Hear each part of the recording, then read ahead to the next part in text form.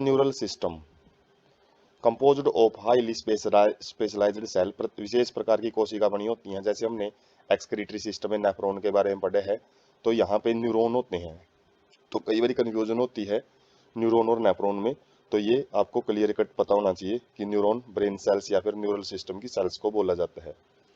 Which detect receive transmit different kind of stimuli, जो भी अपना शरीर बाहर से कोई भी एनवायरमेंटल उद्दीपन है, स्टिमुली को उद्दीपन बोलते हैं हिंदी में, कोई भी बाहर से कुछ भी चेंज आता है तो उसको क्या करते हैं, डिटेक्ट करते हैं, रिसीव करते हैं, प्राप्त करते हैं, और ट्रांसमिट का मतलब होता है उसको आगे भेजते हैं।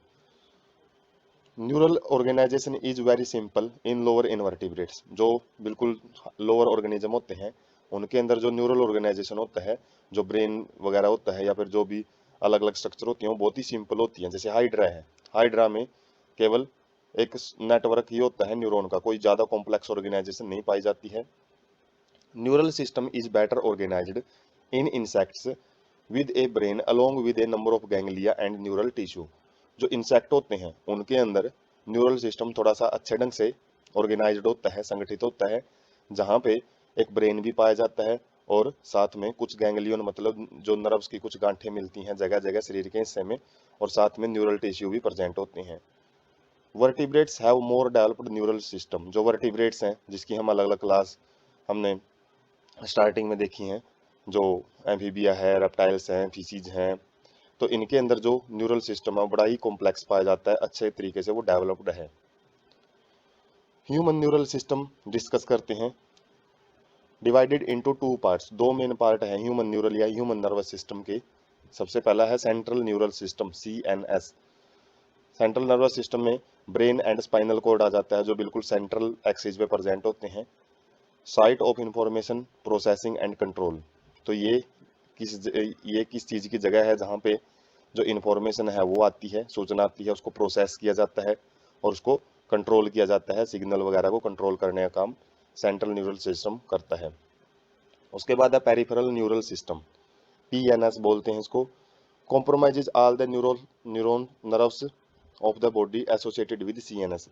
CNS सेंट्रल न्यूरल सिस्टम से जितनी भी नर्व्स आउटसाइड द जो सेंट्रल एक्सिस से बाहर की तरफ निकलती हैं, जैसे जो लिम्स में जाती हैं, अलग अलग बॉडी ऑर्गन्स में जाती हैं, तो वो पेरिफेरल न्यूरल सिस्टम को बनाती हैं। और nerve fibres are of PNS, मतलब जो नर्व फाइबर्स होती है पेरिफेरल न्यूरल सिस्टम की, दो प्रकार की होती हैं, एफरेंट नर्व फाइबर्स और ईफरेंट नर्व फाइबर्स। एफरेंट क्या होती हैं, जो कि इम्पल्स को अलग अलग टिश्यू से, अलग अलग ऑर्गन से सेंट्रल नर्वस सिस्टम के पास लेके आती हैं, जिनको हम सेंसरी न्यूरॉन्स भी बोलते हैं। और ईफरेंट क्या करती हैं, जो सिग्नल को CNS से अलग अलग जो टिश्यू होते हैं पेरिफेरल टिश्यू उनके पास लेके जाती है, तो वो सेंट्रल न्यूरल सिस्टम होता है। उसके बाद है ह्यूमन न्यूरल सिस्टम में ही PNS इज डिवाइडेड, जो पेरिफेरल नर्वस सिस्टम है उसको दो भागों में आगे डिवाइड किया गया है, सोमैटिक न्यूरल सिस्टम और autonomic neural system. Somatic neural system क्या करता है, relays impulse from CNS to skeletal muscles, तो जितनी भी इंफॉर्मेशन है ये सेंट्रल न्यूरल सिस्टम से स्केलेटल मसल्स तक लेके जाता है। ऑटोनोमिक न्यूरल सिस्टम क्या करता है, transmits impulse from the CNS central neural system to the involuntary organs, जो इनवोलेंट्री जो अपनी इच्छा अनुसार ही काम करते रहते हैं, खुद की इच्छा अनुसार, हम हमारा उनके ऊपर कोई कंट्रोल नहीं होता। And the smooth muscles of the body, जो हमने मसल्स के अलग अलग टाइप देखे हैं लोकोमोशन एंड मूवमेंट्स में, तो उनके साथ में जो भी सिग्नल का ट्रांसमिशन होता है वो ऑटोनोमिक नर्वल सिस्टम या न्यूरल सिस्टम करता है। इसको भी आगे दो भागों में डिवाइड किया गया है, sympathetic neural system and parasympathetic neural system. तो सिंपैथिक और पैरासिम्पैथिक एक दूसरे के अपोजिट काम करते हैं, एक किसी भी चीज को बढ़ाता है तो दूसरा उसको कम करने में, उसको नॉर्मल करने में मदद करता है। उसके बाद है visceral nervous system, part of peripheral nervous system. Peripheral nervous system का ही टाइप होता है, ये पार्ट होता है एक, जो कि जितनी भी जो nerves fibers ganglions and plexuses इनको बनाता है, जो क्या करते हैं, by which impulses travel from central nervous system to the viscera. Viscera मतलब इंटरनल ऑर्गन, मतलब जितने भी लीवर है, किडनी है, स्टमक है, तो उनके साथ में जो भी सिग्नल का आदान प्रदान किया जाएगा सेंट्रल न्यूरल सिस्टम के साथ, वो विसरल न्यूरल सिस्टम देखता है। तो सेंट्रल न्यूरल सिस्टम और जो अलग अलग ऑर्गन होते हैं बॉडी में, उनके बीच में जो कनेक्शन का काम करता है वो पेरिफेरल न्यूरल सिस्टम ही करता है। उसके बाद है जो नर्वस सिस्टम हमने देखा है, तो सेंट्रल नर्वस सिस्टम होता है ब्रेन एंड स्पाइनल कॉर्ड, और पेरिफेरल नर्वस सिस्टम जो कि ट्रांसमिट करता है सेंट्रल नर्वस सिस्टम का अलग अलग ऑर्गन्स के साथ।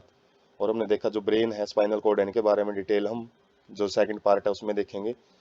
और यहाँ से आप थोड़ा सा आइडिया इनके बारे में ले सकते हैं। ये ब्रेन क्या करता है, interprets and stores information and sends order to the muscles and glands and the organ. तो ब्रेन क्या करता है, इंटरप्रेट का मतलब है जो जांच पड़ताल करना और स्टोर करना इंफॉर्मेशन को, एंड जो ऑर्डर वगैरह होते हैं मसल्स के पास, ग्लैंड्स के पास और ऑर्गन के पास भेजता है। सेंट्रल प्रोसेसिंग यूनिट बोलते हैं इसको, और जैसे सीपीयू होता है कंप्यूटर में। स्पाइनल कॉर्ड क्या करता है, एक पाथवे होता है ये, जो कि ब्रेन से सिग्नल को पूरे पेरिफेरल नर्वस सिस्टम के पास भेजने का काम करता है। ऑटोनोमिक नर्वस सिस्टम क्या होता है, autonomically regulate glands, internal organs and. Autonomic मतलब ऑटोमेटिक होता है ये, जितना भी मतलब काम है अपने आप होते रहते हैं, उसमें ब्रेन का कोई ज़्यादा पार्टिसिपेट नहीं होता। सोमैटिक नर्वस सिस्टम में जो सेंसरी इन्फॉर्मेशन है वो ली जाती हैं, उनको कंट्रोल किया जाता है स्केलेटल मसल्स को। तो जो ऑटोनोमिक नर्वस सिस्टम है उसमें पैरासिम्पेटिक और सिम्पेटिक होता है। Maintain body function under ordinary condition, serves energy. मतलब नॉर्मल कंडीशन में जो पैरासिम्पेटिक नर्वस सिस्टम काम करता है, जबकि जब भी कोई इमरजेंसी वगैरह होती है किसी भी स्ट्रेस वगैरह के टाइम पे, सिम्पेटिक नर्वस सिस्टम है वो काम करता है। उसके बाद जो सोमैटिक नर्वस सिस्टम है उसके अंदर सेंसरी सिस्टम होता है और मोटर सिस्टम होता है। सेंसरी क्या करती हैं, एफरेंट जो कि सिग्नल को अलग अलग टिश्यू से ब्रेन के पास लेके आती हैं, सेंट्रल न्यूरल सिस्टम के पास लेके आती हैं, जबकि सेंट्रल न्यूरल सिस्टम से अलग अलग जो टिश्यू है उनके पास इंफॉर्मेशन मोटर सिस्टम या फिर इपरेंट जो न्यूरल सिस्टम होता है वो प्ले करता है। तो यहाँ से एक ओवरव्यू हम नर्वस सिस्टम का वो देख सकते हैं सेंट्रल न्यूरल सिस्टम को। इसमें सेंट्रल न्यूरल सिस्टम में मेन आ जाता है ब्रेन।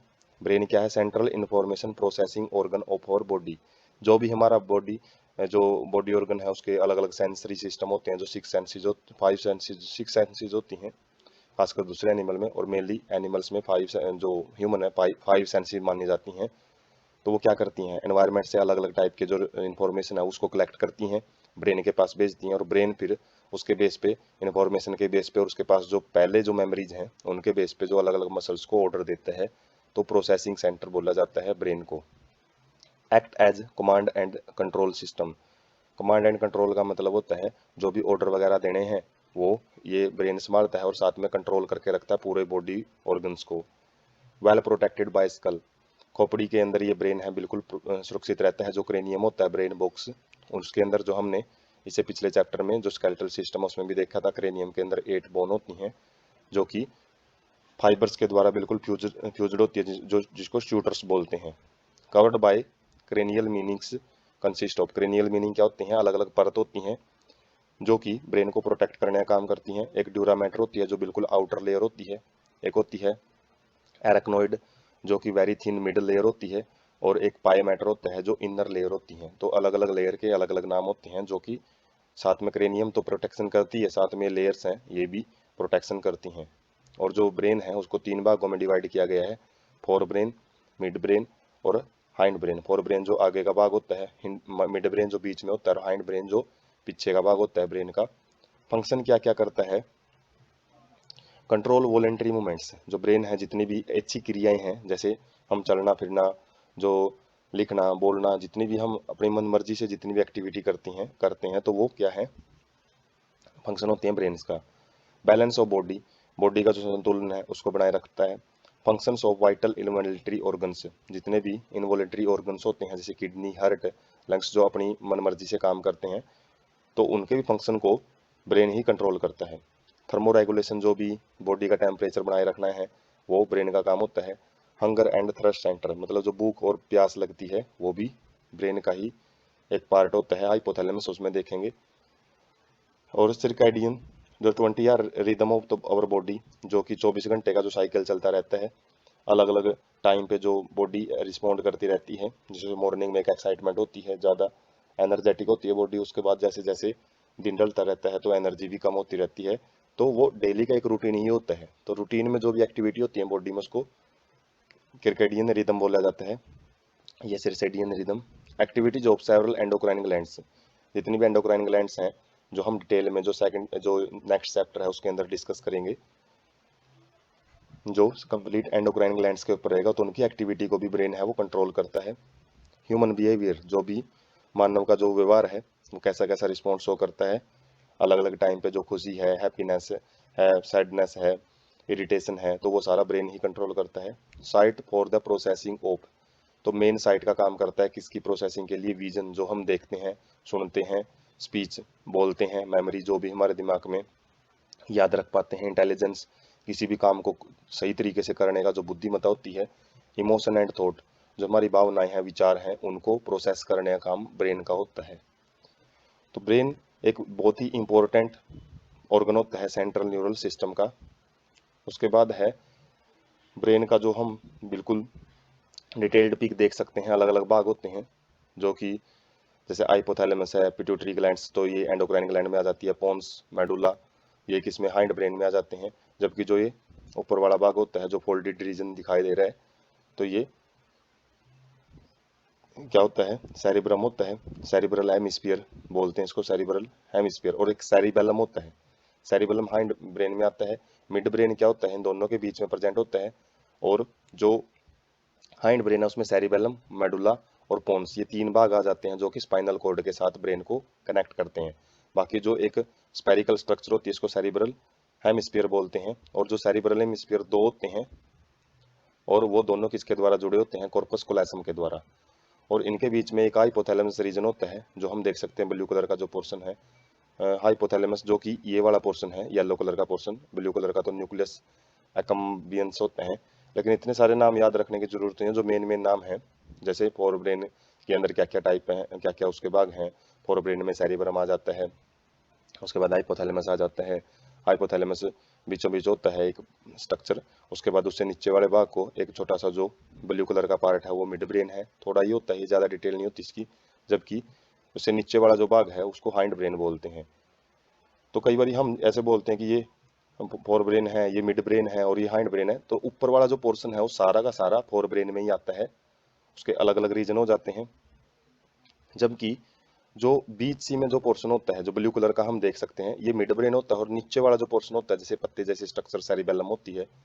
और सेरिबेलम में और सेरिब्रम हेमिस्फीयर में कई बारी जो कंफ्यूजन रहती है, तो सेरिब्रल सेरिब्रल या फिर सेरिब्रम हेमिस्फीयर, ये ऊपर वाली स्ट्रक्चर फोर ब्रेन में आती है, सेरिबेलम हाइंड ब्रेन में आता है। और ये सेरिब्रल कोर्टेक्स, कोर्टेक्स का मतलब होता है बाहर वाला रीजन, और बीच वाला जो रीजन होता है वो मेडुलरी रीजन होता है, सेंटर मोस्ट रीजन होता है जो ब्रेन का। तो ये अलग अलग लोब हम देख सकते हैं जो किसके लोब होते हैं फोर ब्रेन में, जैसे फ्रंटल लोब होता है बिल्कुल आगे वाला भाग, उसके बाद पैरिटल लोब होता है, उसके बाद ओसिपिटल लोब होता है। ये सारे सेरिब्रल जो हेमिस्फीयर है उसके भाग होते हैं। और सेरिब्रल हेमिस्फीयर किसके द्वारा जुड़ा होता है, बहुत बार पूछा जाता है, कॉर्पस कोलोसम के द्वारा, जो कि एक पॉइंट ऑफ अटैचमेंट होता है दोनों हेमिस्फीयर के बीच में। और उसके बाद नीचे से हम देख सकते हैं जो central canal of spinal cord, नीचे से स्पाइनल कॉर्ड है वो राइज होती है कहाँ से, मेडुला ओब्लागेंटा से। तो यहाँ से हम एक डिटेल्ड व्यू ले सकते हैं ब्रेन का। उसके बाद है सबसे पहले हम फोर ब्रेन के बारे में पढ़ेंगे, जिसको सेरिब्रम भी बोला जाता है, डाइनस्पेलम भी बोला जाता है। Major part of human brain, जो ह्यूमन ब्रेन है उसका सबसे ज्यादा भाग है वो फोर ब्रेन ही बनाता है। A deep cleft dividing into two halves, left and right cerebral hemisphere. एक क्लेफ्ट का मतलब होता है एक बहुत ही गहराई, एक डेप्थ रीजन, एक हम बोल सकते हैं ग्रूव, जो कि फोर ब्रेन को दो हिस्सों में डिवाइड कर देता है, जिसको हम लेफ्ट और राइट सेरिब्रल हेमिस्फीयर बोलते हैं। हेमिस्फीयर मतलब क्योंकि अर्धगोलाकार स्ट्रक्चर होती है इसलिए हेमिस्फीयर बोला जाता है। Hemisphere are connected by a track of nerve fibre, जिसको कॉर्पस कोलोसम बोलते हैं। मतलब जो दोनों हेमिस्फीयर हैं वो एक नर्व फाइबर्स के एक रास्ते के द्वारा जुड़े होते हैं, जिसको कॉर्पस कोलोसम बोला जाता है। सेरिब्रल कॉर्टेक्स क्या होता है, ये layer of cell which covers the cerebral hemisphere and thrown into prominent fold. जो एक फोल्डिंग सी दिखती है हमको जो ब्रेन के बाहर, जो ट्यूब ऐसा लगता है बहुत सारी ट्यूब आपस में जो फोल्डिंग हुई है उनकी एक दूसरे में लिपटी हुई है, तो वो सेरिब्रल कॉर्टेक्स रीजन कहलाता है। Refer to as grey matter due to greyish appearance, तो इसको ग्रे मैटर भी बोलते हैं जो सेरिब्रल कॉर्टेक्स है, क्योंकि इसका जो अपीयरेंस है, जो रंग है वो ग्रे दिखाई देता है। और ये ग्रे कलर किस वजह से होता है, due to neuron cell bodies are concentrated. यहाँ पे जो न्यूरॉन सेल बॉडीज हमने जो देखा था, सेल बॉडीज वो बहुत ज़्यादा मात्रा में पाई जाती हैं, उन्हीं की वजह से जो ग्रे अपीयरेंस है वो बनती है। Contain motor areas and sensory areas, तो इसके अंदर मोटर का मतलब होता है जो भी सिग्नल टिश्यू के पास भेजे जाएंगे तो वो एरिया होता है, और साथ में जो अलग अलग जो सेंसेस होती हैं हमारी 5 सेंसेस, वहाँ से जितने भी सिग्नल लेके आए जाते हैं वो सबसे पहले सेरिब्रल कॉर्टेक्स के पास ही आते हैं। एंड एसोसिएशन एरिया, कुछ दोनों के मिले जुले एरिया भी होते हैं, जो जिसमें कुछ मोटर एरिया होता है, कुछ सेंसरी एरिया होता है। Large region neither clearly sensory और मोटर, तो ये कुछ ऐसे एरिया होते हैं जो कि हम ये नहीं बता सकते कि सेंसरी या फिर मोटर है, मतलब दोनों काम करते हैं। Responsible for complex functions like intersensory association, memory and communication. तो इसमें जो कॉम्प्लेक्स फंक्शन है वो किए जाते हैं, जैसे दो सेंसेस के बीच में जो एसोसिएशन है, मान लो जो एक जैसे हमारा ईयर है वो सुनने से रिलेटेड सेंसेस भेज रहा है, आई है वो देखने से रिलेटेड सेंसेस भेजेगा, उनके बीच में जो एक कोरिलेशन बैठाना है, कि जैसे हमको वीडियो में देखते हैं कई बारी आवाज़ बाद में आती है, और जो वो होठ है बोलने की जो कला, वो जो एक प्रोसेस है वो पहले हो जाती है।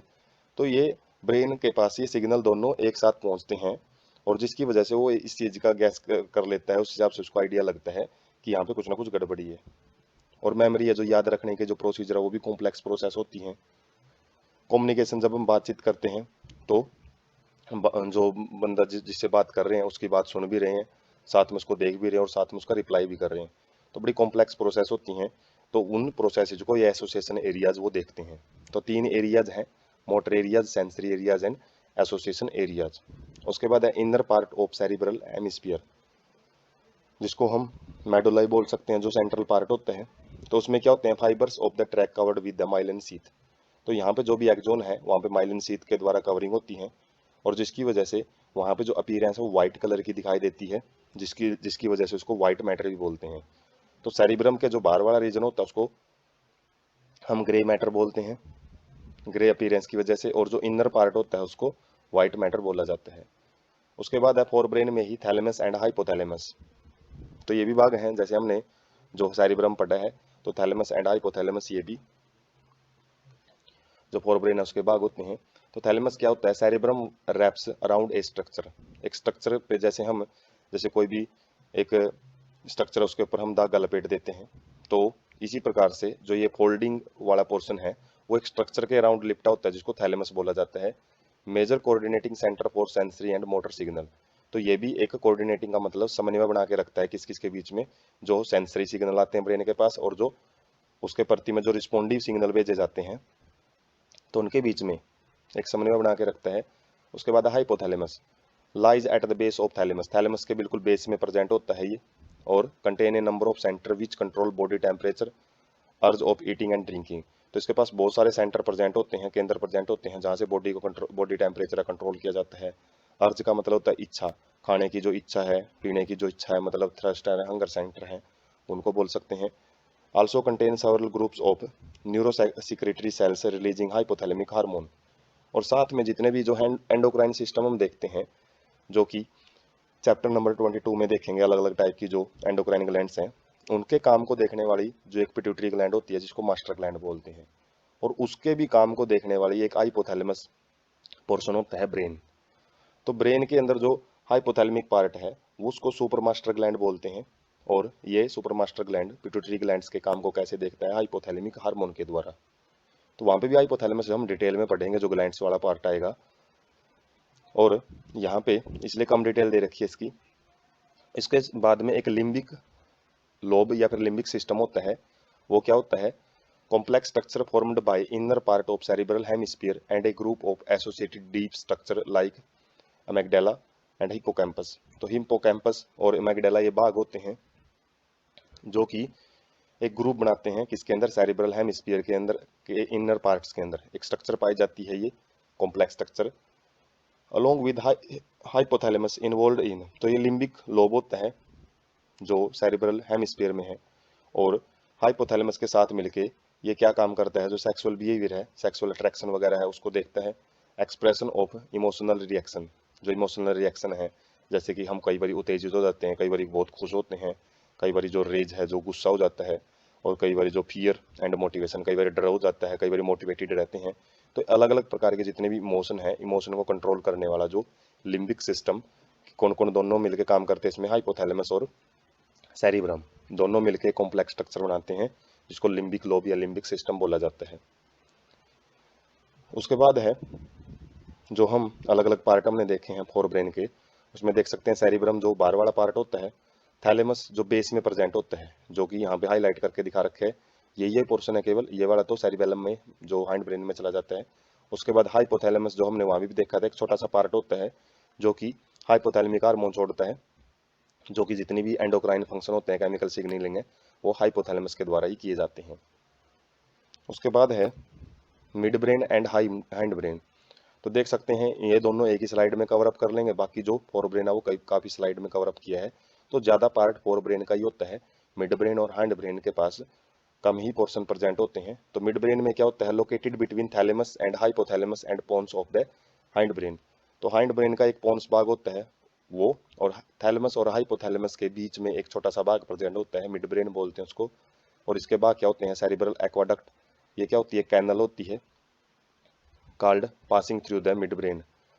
तो सारी एक कैनल होती है जो कि मिड ब्रेन से बिल्कुल बीचों बीच क्रॉस कर रही होती है मिड ब्रेन को, कॉर्पोरा क्वाड्रिजिम्ना। ये क्या होता है, four round swelling lobes in the dorsal portion of the mid brain. Mid brain के जो जो बैक वाली साइड होती है, उस साइड में चार स्वेलिंग्स मतलब चार लोब प्रेजेंट होते हैं, जिसको कॉर्पोरा क्वाड्रिजिम्ना बोलते हैं। उसके बाद हाइंड ब्रेन। हाइंड ब्रेन में मेनली तीन भाग होते हैं, pons, cerebrum and medulla oblongata. Pons क्या होते हैं, consist of fiber track interconnected different region of brain. Brain के अलग अलग भाग को जोड़ने वाले एक ट्रैक का मतलब रास्ते का काम करते हैं ये। सेरिबेलम क्या होता है, वेरी कन्वोलेटेड मतलब बहुत ही उलझी हुई एक सरफेस होती है, provide additional space for the many neurons. जो अलग अलग न्यूरॉन्स होती है उनके लिए एक खाली जगह बनाए रखने का काम करती हैं, मतलब पैकिंग का काम करता है कुल मिला के। Medulla connect brain to the spinal cord. Medulla जो ब्रेन है, ब्रेन को स्पाइनल कॉर्ड से जोड़ता है, जैसे हमने शुरुआत वाली पिक में भी देखा था। और कंटेन सेंटर, इसके पास अलग अलग सेंटर होते हैं, जो कि रेस्पिरेशन है, कार्डियोवास्कुलर रिफ्लेक्स है, मतलब कार्डियोवास्कुलर रिफ्लेक्स का मतलब जो हार्ट बीट है वो कैसे रेगुलेट की जाती है। गैस्ट्रिक सिक्रीशन है, जो भी हमारे डाइजेस्टिव सिस्टम के अंदर अलग अलग एंजाइम सिक्रीट किए जाते हैं स्टमक के द्वारा, तो उनको कंट्रोल करने वाला जो सेंटर होता है वो मेडुला के पास होता है। कहने का मतलब जितने भी इनवोलेंट्री या विसरल ऑर्गन होते हैं उनके काम को, हालांकि वो ऑटोमेटिक काम करते रहते हैं, लेकिन उनके काम को मेडुला रीजन है हाइंड ब्रेन का वो देखता है। इसलिए बोलते हैं कि जो बैक साइड में होता है ये बेस साइड में, तो इसको छोटा दिमाग भी बोला जाता है, क्योंकि जो इंपॉर्टेंट ऑर्गन होते हैं विसरल ऑर्गन, उसको हाइंड ब्रेन के जो मेडुला ओब्लोगेंटा है वही ज़्यादातर देखता है। उसके बाद एक ब्रेन स्टेम, ये क्या होता है, formed by mid brain and pons and the medulla oblongata. मतलब पोन्स, मेडुला ओब्लोगेंटा और मिड ब्रेन से मिलके एक स्ट्रक्चर बनती है जो कि ब्रेन और स्पाइनल कॉर्ड को जोड़ने का काम करती है, इसलिए इसको ब्रेन स्टेम बोलते हैं। जैसे स्टेम क्या होता है, जो रूट को जो एरियल पार्ट है उसके साथ जोड़ने का काम करता है, इसी प्रकार से रूट क्या है, हम सोच सकते हैं जो स्पाइनल कॉर्ड है वो रूट है, पूरी बॉडी में फैली हुई है, और जो ब्रेन है वो क्या है, एक सबसे टॉप मोस्ट रीजन है, और उसके बीच का जो कनेक्शन है स्टेम है वो क्या होता है, एक इन तीन भाग से मिलकर बनता है, mid brain, pons and medulla oblongata से। उसके बाद है यहाँ पे हम देख सकते हैं अलग अलग जो पार्ट हैं, मिड ब्रेन बिल्कुल थोड़ा सा पोर्शन प्रेजेंट होता है, उसके बाद पोन्स है, उसके बाद मेडुला ओब्लोगेंटा है। ये तीनों भाग क्या करते हैं, ब्रेन स्टेम को बनाते हैं, क्योंकि ये ब्रेन को स्पाइनल कॉर्ड से जोड़ते हैं। और एक एक्स्ट्रा भाग साइड में एक पत्ते जैसी स्ट्रक्चर होती है जिसको हम क्या बोलते हैं, सेरिबेलम बोलते हैं। तो ये जो स्ट्रक्चर है, ऊपर फोर ब्रेन की स्ट्रक्चर तो हमने देख ही ली थी डिटेल में, तीन भाग होते हैं उसके, तो ये हाइंड ब्रेन और मिड ब्रेन के अलग अलग भाग हैं। उसके बाद है neuron, structural and functional unit of neural system. तो जो सारा काम होता है बिल्कुल बेसिक लेवल पे ब्रेन के अंदर, चाहे स्पाइनल कॉर्ड के अंदर, तो वो सारा न्यूरॉन के द्वारा होता है। तो न्यूरॉन क्या है, microscopic structure composed of three major part. बिल्कुल ही एक सूक्ष्म स्ट्रक्चर होती है जिसको हम माइक्रोस्कोप में देख सकते हैं, और उसके तीन भाग होते हैं mainly, cell body, dendrites and axon. तो इन्हीं के बारे में देखते हैं। Cell body contain cytoplasm with typical cell organelles and certain granular bodies called Nissl granules. तो जो सेल बॉडी इसी के पास साइटोप्लाज्म होता है और कुछ ग्रैन्यूल्स प्रेजेंट होते हैं, मतलब कुछ दाने से प्रेजेंट होते हैं, जिनको निसल ग्रैन्यूल्स बोला जाता है। डेंड्राइट्स क्या हैं, short fibers which branch repeatedly and project out of the cell body and also contain Nissl granules. कुछ जो टैनिया जैसी स्ट्रक्चर होती हैं जो कि सेल बॉडी से बाहर की तरफ निकली होती हैं, और ये निसल ग्रैन्यूल्स भी लिए होती हैं। Fibres transmit impulse towards the cell body. जो डेंड्राइट्स हैं इसके जो फाइबर रेसे होते हैं, जो टहनियाँ होती हैं, इनमें जो सिग्नल है वो बाहर से सेल बॉडी की तरफ लेके आया जाता है। उसके बाद है एक्सोन। एक्सोन क्या होता है? Long fibre distal end of which branched. तो एक लॉन्ग फाइबर होता है, ये लंबा रेशा होता है जिसका जो बाहर वाला भाग होता है वो, इसका एक भाग तो सेल बॉडी से कनेक्टेड होएगा और जो दूसरा भाग है वो भी आगे ब्रांच्ड होता है। Each branch terminates as a bulb like structure called synaptic knob. प्रत्येक जो ब्रांच होती है उसका एक जो टिप वाला रीजन होता है वो एक बल्ब जैसी स्ट्रक्चर लिए होता है जिसको सिनेप्टिक नोब बोलते हैं। Which possess synaptic vesicles containing chemicals called neurotransmitter. तो इसके अंदर जो लोब है, ये नोब है, इसके अंदर सिनेप्टिक वेसिकल्स प्रेजेंट होते हैं जिनके अंदर न्यूरोट्रांसमीटर प्रेजेंट होता है जो कि सिग्नल को एक न्यूरॉन से अगले न्यूरॉन में भेजने का काम करता है। वही है axon transmit nerve impulse away from cell body to synapsis और टू न्यूरोमस्कुलर जंक्शन। जो एक्सोन है वो जो सिग्नल आता है जो डेंड्राइट से सेल बॉडी में आएगा और सेल बॉडी से जो एक्सोन में जाएगा, एक्सोन से मतलब आगे कहाँ पे भेजा जाएगा? सिनेप्सिस में। और सिनेप्सिस मतलब दो न्यूरॉन के बीच की खाली जगह होती है, इसके बारे में भी डिटेल से देखेंगे। और या फिर न्यूरोमस्कुलर जंक्शन है जो मसल्स के साथ में जो एक जंक्शन होता है नर्व्स का, जो सिग्नल को मसल्स के पास लेके जाते हैं, तो उनके बीच में एक जो इंफॉर्मेशन ट्रांसमिशन का काम होता है न्यूरोट्रांसमीटर्स के द्वारा। उसके बाद है जो स्ट्रक्चर है न्यूरॉन की, वो देख सकते हैं। एक सेल बॉडी होती है, बीचों बीच इसमें न्यूक्लियस होता है, बाकी सारा जो जो माइटोकॉन्ड्रिया वगैरह है जो नॉर्मल एक सेल स्ट्रक्चर में होती हैं तो वो सेल बॉडी में प्रेजेंट होता है। उसके बाद जो बाहर की तरफ रेड कलर की टहनियाँ से निकली हुई हैं वो क्या है? डेंड्राइट्स हैं। और डेंड्राइट्स आगे जो एक लाइट कलर के साथ अटैचमेंट करी की हुई है, जो नोब्स टाइप की स्ट्रक्चर है, ये एक्सोन है दूसरी न्यूरॉन का।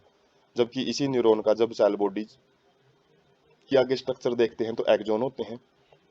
और एक्सोन के बारे में हम आगे देखेंगे, दो प्रकार के होते हैं ये। और उसके बाद जो ये फाइबर है, फाइबर आगे जाके आगे फिर इसकी ब्रांच हो जाती हैं और इन ब्रांचेज पे आगे नोब्स टाइप की स्ट्रक्चर प्रेजेंट होती हैं। तो जो फाइबर है इसका डिटेल्ड व्यू दिखा रखा है, इसके अंदर माइक्रो फिलामेंट वगैरह प्रेजेंट होते हैं, माइक्रो ट्यूब्यूल्स वगैरह प्रेजेंट होती हैं। और डेंड्राइट्स क्या होती हैं? ब्रांचेज स्ट्रक्चर होती हैं। और यहाँ पे सिनेप्सिस दिखा रखे हैं। सिनेप्सिस क्या है? एक न्यूरॉन का जो ये आगे सिनेप्टिक नोब है वो डेंड्राइट्स के साथ कनेक्ट होते हैं, तो उनके बीच की खाली जगह को बोला जाता है। बाकी जो अलग अलग स्ट्रक्चर है, न्यूक्लियस है, न्यूक्लियोलस है, माइक्रोट्यूब्यूल्स हैं, वो हम यहाँ पे समझ सकते हैं। और जो सिनेप्स है वो यहाँ पे दिखा रखा है, जैसे हमने बात की है कि न्यूरोट्रांसमीटर होते हैं, वेसिकल बनती हैं छोटे छोटे जो ग्लोब से बनते हैं, उनमें न्यूरोट्रांसमीटर होता है। और न्यूरोट्रांसमीटर को जब जो ये सिनेप्स है, ये वाला रीजन है जो सिनेप्सिस होता है, और ये क्या है? जो नोब है सिनेप्टिक नोब, और ये क्या है? डेंड्राइट का ट्रांसमीटर है। जैसे ये कलर भी हम देख सकते हैं, कलर जो लाइट कलर है वो ये वाला पोर्शन है और जो डार्क कलर है वो डेंड्राइट्स का पोर्शन है। तो जो न्यूरोट्रांसमीटर है वो रिलीज किए जाते हैं और जो रिसेप्टर है उनको रिसीव करते हैं और आगे का सिग्नल दूसरी न्यूरॉन में भेजने का काम करते हैं। आगे है two types of axon and neurons.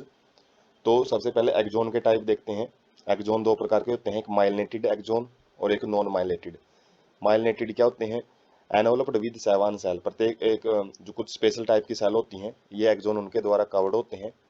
Which form a myelin sheath around the axon. जो एक माइलिन सीथ, एक माइलिन सब्सटेंस की सीथ बनाने का, एक कवरिंग बनाने का काम करती हैं। Gaps between two adjacent myelin sheath are called nodes of Ranvier. दो माइलिन सीथ के बीच में खाली जगह होती है जिसको क्या बोला जाता है? Nodes of Ranvier. मतलब नोड्स खाली जगह है होती है जो कि बाहर की तरफ एक स्ट्रक्चर ली होती है जिसको नोड्स बोला जाता है। नोड्स एंड इंटरनोड्स जैसे स्टेम में होते हैं। Found in autonomous and synaptic neural system. कहाँ पाए जाते हैं? ऑटोनोमस और जो सोमैटिक न्यूरल सिस्टम हमने देखा है वहाँ पे ज़्यादा पाए जाते हैं माइलिनेटेड एक्सोन। और नॉन माइलिनेटेड क्या होते हैं? ये स्पाइनल कॉर्ड में और क्रेनियल नर्व्स में पाए जाते हैं। और यहाँ पे मेन बात क्या होती है? जो सेवान सेल है ऊपर देखा है मैंने, वो यहाँ पे प्रेजेंट नहीं होती हैं और ये नेक्ड एक्सोन होते हैं, जबकि वहाँ पे कवर्ड होती हैं किसके द्वारा? सेवान सेल के द्वारा। उसके बाद है based on number of axon and dendrites neurons are divided into three types. Neuron के तीन प्रकार होते हैं, डिपेंड करता है कि कितने ज़्यादा उनके पास एक्सोन और डेंड्राइट्स का नंबर है। मल्टीपोलर क्या होती हैं? Neurons with one axon and two और मोर डेंड्राइट्स, जिसमें दो या दो से अधिक डेंड्राइट्स हों, एक्सोन एक ही हों। ये कहाँ पे पाए जाते हैं? सेरिब्रल कॉर्टेक्स में। जो ब्रेन का एक भाग होता है, बाहरी भाग, उसमें देखेंगे सेरिब्रल कॉर्टेक्स में पाई जाती है मल्टीपोलर जो न्यूरॉन्स होती हैं। बाइपोलर में क्या होता है, एक एक्सोन होता है, एक ही डेंड्राइट होता है, जो कि जो रेटिना होती है बिल्कुल इंदर मोस्ट लेयर होती है, जो जहाँ पे इमेज बनती है आई की, तो उसमें पाई जाती हैं। यूनिपोलर में क्या होती है, cell body with one axon only, केवल एक एक्सोन ही होता है, वहाँ पे डेंड्राइट्स नहीं प्रेजेंट होते हैं। Found usually in embryonic stage, ऐसी न्यूरॉन केवल एम्ब्रियोनिक स्टेज में, जो डेवलपिंग स्टेज होती है, जो फीटस वगैरह डेवलप होता है मदर वोम में, उसी टाइम पाई जाती हैं, उसके बाद नहीं पाई जाती।